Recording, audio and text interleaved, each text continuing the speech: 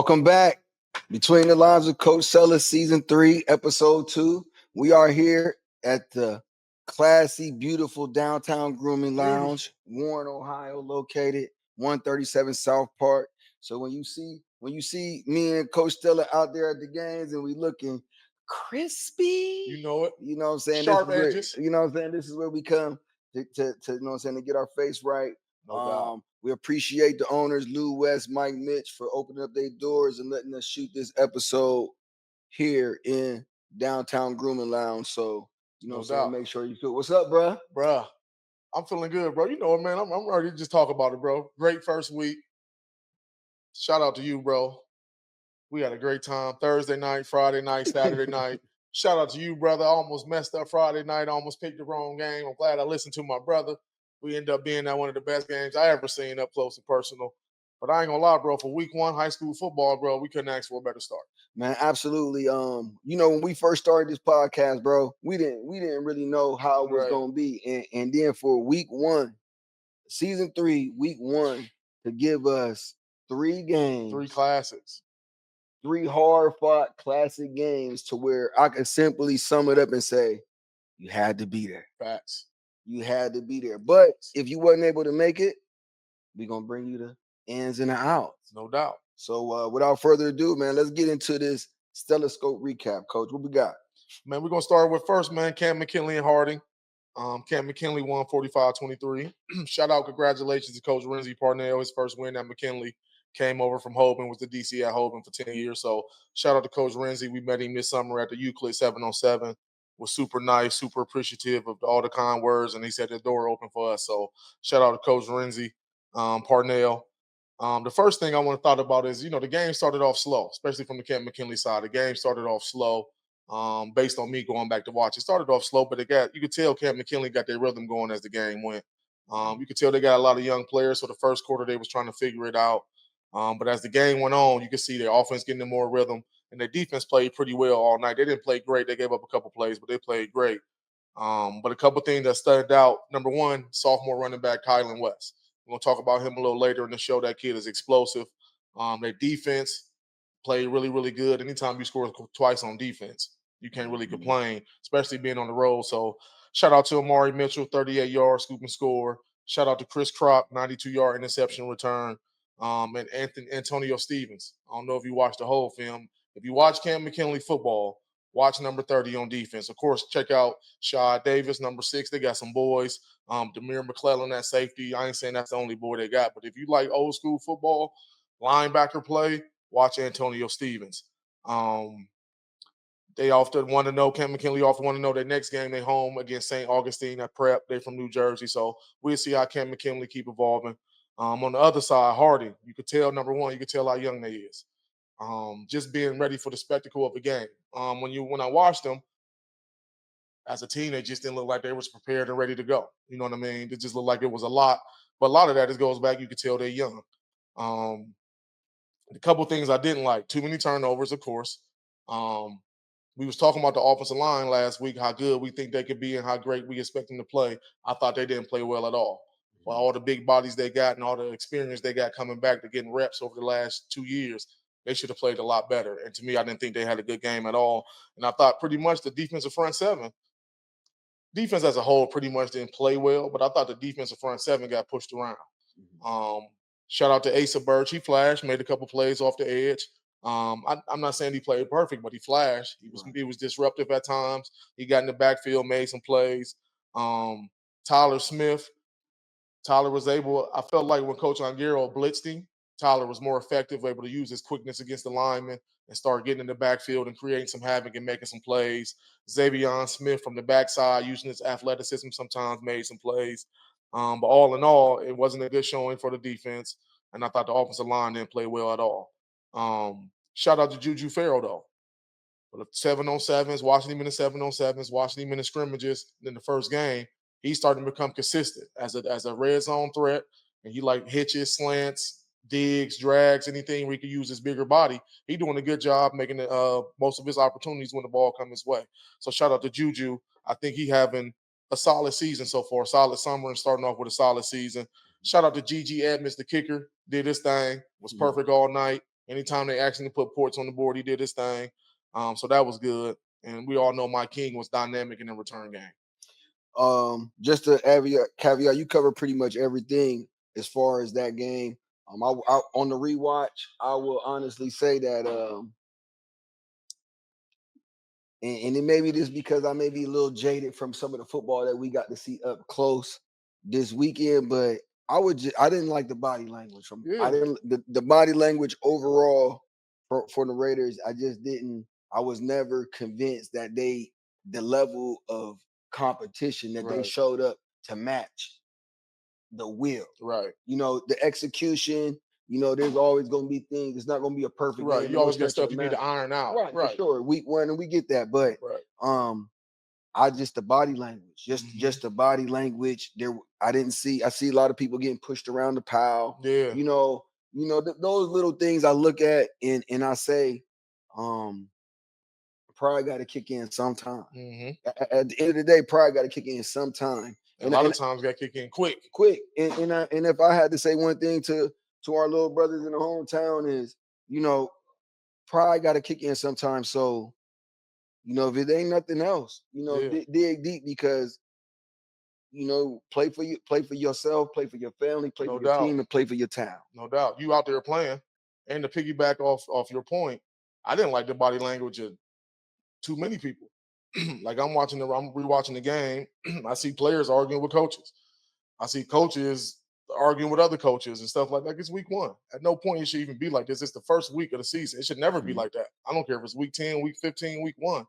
And a good note is week 1. It's early. They young. They got a good staff. So I'm sure the staff can go back, watch the film, have a meeting, figure out what adjustments they need to make, because it started with the staff. Always start with the staff first. But I didn't like the body language either. I'm giving the benefit of the doubt now because they're just so young. You know what I mean? A lot of times when you're young, it's easy to cave into adversity. It's easy to not be resilient because you ain't been out there. You know what I mean? So that's why a lot of times you want veteran players, because veteran players normally in the game where the ebbs and flows is up and down. We jump out 10-0. Now we down 14-10. Now we up 21-10. Now it's 21-21. So when you play in that games like that and get a lot of reps in games like that, it's easy to come out and be ready to go, have a sense of urgency, and be able to handle adversity. But they got a big game this Saturday at Akron Bookville. It's definitely a must win. You don't want to start 0-2 with the schedule they got. You know what I mean? Harding got a hard schedule. So week 1, you know what I mean? Young kids, a lot of stuff we got to get better at. And the last point I didn't make that I forgot to say is the secondary gave up too many balls over the head. Too many. At the end of the day, is you playing the secondary. You the last line of defense. Make them catch the ball in front of you, rally and tackle. I don't care what coverage you are, zone, man, whatever you are. You can't keep letting people get behind you, especially when they're getting touchdowns from that. So I know the players, the coaches, everybody involved, they know they got to be better, and I know they're going to work hard this week. And got a big game this Saturday. Right. And on the flip side of that, shout out Kent McKinley, because no doubt. So the new head coach, we got the opportunity to see them this summer at the 7-on-7. And on the other side of the coin, which I mentioned, the body language from Harding, Cam McKinley, they love coming into Mullicoff Stadium. They get excited and we ain't beat them since 04. And you could tell, but even though we haven't beat them since 04, it doesn't seem like they don't take it. They still know the history of Mullicoff Stadium, and they still take the competitive nature, and they make sure that they come in and they be excited. They be excited to come in here and whoop on something. So yeah, they're excited to come in here and whoop on something. Yeah. You know what I'm saying? So on the other side of that coin, shout out to them guys and shout out to Coach. Congratulations on getting your first win as head coach of Kent McKinley. And you guys came in and put on the show. And they ain't even really, Darius Hill caught one, but they ain't even really go to Darius and DJ, which are a dynamic duo at receiver. So, like you said, shout out to the Bulldogs, man. Moving along, Toledo Central Catholic, Walsh Jesuit. Man, Toledo Central Catholic, Walsh Jesuit. Walsh Jesuit pulled it out 17-14. Walsh Jesuit was up early 17-6. Give credit to Toledo Central Catholic. We already know what type of program they got, so they fought their way back into it. But Walsh Jesuit, they end up holding on. Shout out to the Walsh Jesuit defense dominating. They only gave up 259 total yards against that type of team with that type of talent. And they have multiple turnovers. On the offensive side, new quarterback David Turnowski. On his first start, 137 yards passing and a touchdown, 65 yards rushing in the touchdown. your first game filling in for Keller Moulton. That's a great showing. Shout out to Marty Tobin. He had 11 carries, 130 rushing. And we're going to talk about Milan later, but Milan had a big night in his big matchup with Victor Singleton. On the defensive side, shout out Caden Carter. We talked about Caden on our social media, kind of on our previews and hot stocks. He had 2 picks in the sack. So it's business as usual for Walsh Jesuit. You know what I mean? They had to fill in some pieces. They lost some important pieces last year, but shout out to Coach Nick Alexander, doing a great job. He got a stick over there. The program is right where it need to be. It's kind of refill, reload, and let's keep going. So they at Springfield this week, but they definitely got off to a great start. Anytime you beat Toledo Central Catholic at Toledo Central Catholic in week 1, that's a great start. Indeed, indeed. Steubenville at Ursuline. Steubenville at Ursuline. Ursuline ended up winning 37-7. Like I said, great start for Ursuline. We all know how high-powered Ursuline is, how much talent they got. And really, they kind of just picked up where they left off. The defense was dominating, only gave up 7 points, multiple turnovers. Offensively, you scored 37 points. Shout out to my guy, George Camuso. Teamwork, dream work. First start quarterback, 14-18, 169, and 2 touchdowns. As a sophomore, that's your first start. That's big time. Benny Fecco, 16 rushes, 125 yards, 3 touchdowns. And then, you got Devontae, 6 for 61 in the touchdown. Amir Brown had 6 catches, and Ray Jabby caught 1. And like I said, defense only gave up 7 points, only gave up 146 total yards, and forced 2 turnovers. Shout out to my guy, Kevin Boucher. I seen you, big dog. I seen that hit. So Ursuline kind of just starting the year off, great start. Nothing surprised me, good or bad, with Ursuline. It was an Ursuline performance. And we'll see on Friday night, week 2, at home against Bishop Portland. Absolutely. I decided that I wanted to use it while I have it. So I started running, set little goals for myself 1 mile at a time. And every time I conquered those goals, I'd have this huge burst of self-esteem. Running with the community is, to me, the only way to do it because it makes you want to go. I was really going to just do one and done, and I fell in love with running. I've run 9 or 10 marathons now, an ultra marathon, and started this running group here in Warren, so it's part of my life now. But my main advice is to just keep going, right? Even if you have to back it down a little bit, just keep moving forward. Race together, run together, it's a lifestyle.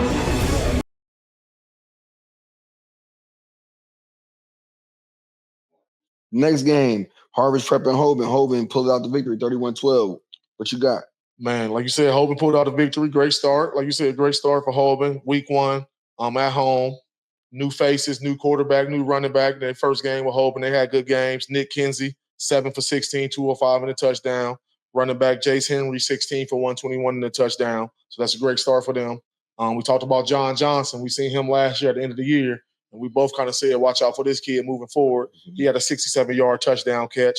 We know what Braden Feaster do, even though he mostly focused on defense this year. He's still going to play some offense. He had 2 touchdowns. He had a touchdown run, and he had a pick 6. So it don't matter where he at on the field. He's going to find his way in the end zone somehow, some way. And we'll talk about Rock Hill later, but Rock had a big game. Defense had a great night, only gave up 12 points. They forced 3 turnovers. And Harvest Prep is a good program. You know what I mean? On the lower division, but they're a good program. They consistently in the playoffs, deep in the playoffs, and they consistently putting out Division I talent. So to get a talented team to come in town, you beat them 31-12 week 1. That's a good start. Next week, they on the road. They go out of state against Archbishop Spalding in Maryland. I think they played them last year in Hoban.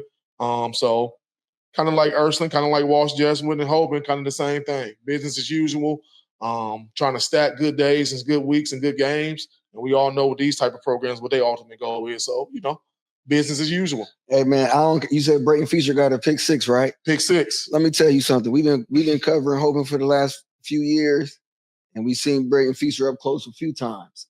And I'm gonna tell you, don't nobody want to tackle him. Nah. So when he got the interception, I could get offensive players definitely ain't trying to tackle him. No doubt. That's nobody want. Defensive players don't want to tackle him. Defensive players don't want to tackle him. Right. Real talk. He probably had to go to defense to get some wreck. Real talk. He probably was looking for somebody to run over on the way to the end zone too. Because we see him up close, and we see a lot of business decisions get made in the gaps. Early. A lot of times you make business decisions late in the game when you're tired. Braden Feaster, you make him early. So he did what he do. No matter where you're at, he's going to make plays. So, it was business as usual for Hoban, man. Indeed. Now. Stay locked in between the lines and Coach Stella.